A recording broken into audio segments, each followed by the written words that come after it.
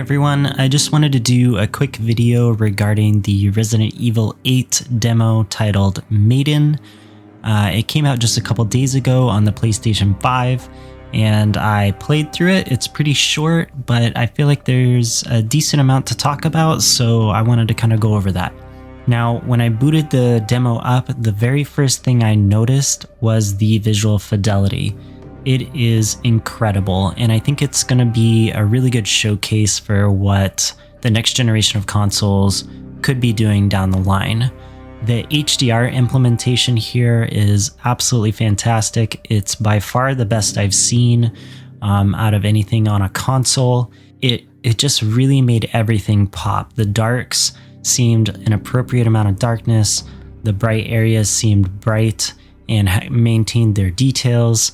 It truly is one of the best implementations of HDR, and props to Capcom for that, because I have a feeling without this level of depth coming from the HDR or playing it in SDR, it's going to lose something. I feel like it will probably end up being a little bit more subdued.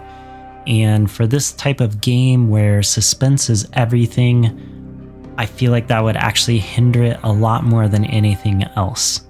I also noticed that the frame rate seems pretty good. I would say it's running right around 60 frames a second. I say around because there are a couple instances, particularly in the main area with the big staircase, where it did seem like the frame rate kind of dropped a little bit. It wasn't super noticeable, but it is something that I'm kind of concerned with the main game, where if there are large open areas or just areas with really high fidelity and detail, that we may see some significant drops there. I'm hoping that's not the case. I'll just chalk it up to being a demo, because at this stage in development, they're probably polishing everything up, doing optimization, all of that. So I gotta hold out and hope that that won't be a problem. But if it's like how it is in this demo, not an issue at all, just an occasional dip. It's no big deal. It's a blip in the radar. As far as the atmosphere is concerned, this is great. This is really dark. It's bleak. It's creepy. It's intense. You felt like at any moment something was going to jump out and just rip your face off. And frankly, that's what a Resident Evil should be. A Resident Evil should leave you terrified. It should make you wonder if going around that corner is a good call or not, and whether you brought the right items with you to help you in any given situation. So I'm really hoping that kind of how this demo is laid out is, kind of a slice of the pie that we'll get in Resident Evil 8. I'm sure there will be a little bit more action leaning. That's what it kind of seemed like from the showcase that they did. But I'm really hoping these darker, creepier segments are pretty prevalent throughout the game. It really adds a lot. It really makes Resident Evil feel scary.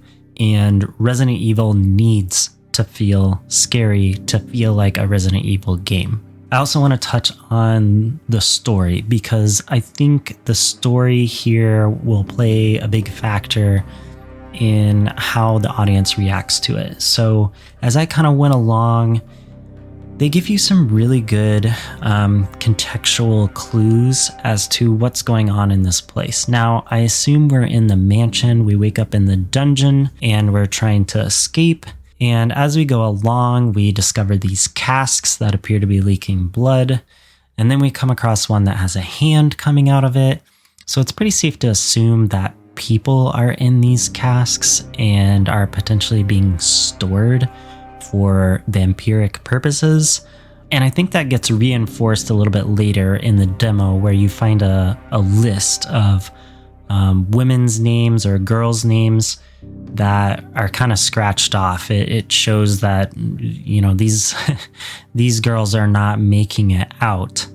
And then you also find out that the owners of the mansion are creating wine. And if you look at the name of the wine, it appears to be along the lines of virgin blood wine, which makes perfect sense with everything else we're seeing. So I'm guessing the names that were crossed off were either not virgins and therefore not used for the wine, or they were quote unquote tapped out already, and they need to find more young girls or maidens to fill up their wine cellars. That's kind of what I got out of it, and I think that's pretty cool. I think that is scary. I think it makes the thirst magnets of the tall lady and her daughters ominous. It makes them a threat. And even at the end of the demo, it's very clear that they are threats and they are scary. But you know, as you know, Twitter and other websites have been talking about lately, they're scary and they are attractive. And I think that's on purpose, not just from a marketing perspective, but you know, vampires are supposed to have a certain level of seduction to them. That's how they get close to their victims. If they were completely hideous and repulsive, they wouldn't succeed. They'd have to completely hide in the shadows and rely on stealth attacks. And it's much easier to hide out in the open when you look like the way that they do. Now, granted, the tall woman is like 8 or 9 feet tall, which is weird, but otherwise, I think if they looked, I guess what I'm trying to say is if they looked hideous, if they looked like monsters, I don't think that fits. I don't think that fits a vampire, and I don't think it's going to fit this potential story that they're going to have here. At least that's what I got out of it. So overall, what are my thoughts on this demo and maybe where Resident Evil 8 is headed? I think the biggest thing is the visuals, followed by the overall tone and atmosphere. And I think if they can maintain both of those things, Capcom will bring forth a Resident Evil in the new console generation that is going to be fantastic. I think it's going to be great, and I really look forward to it. So anyways, I hope everyone is staying safe out there, and have yourself a good one.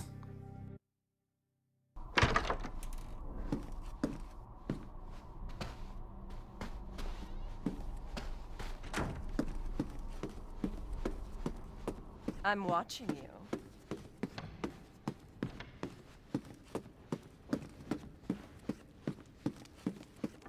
I won't last until dinner.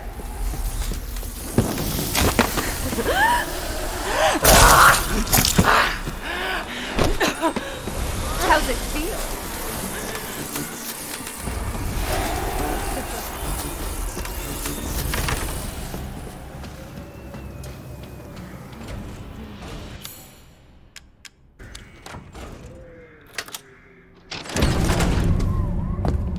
So we finally meet.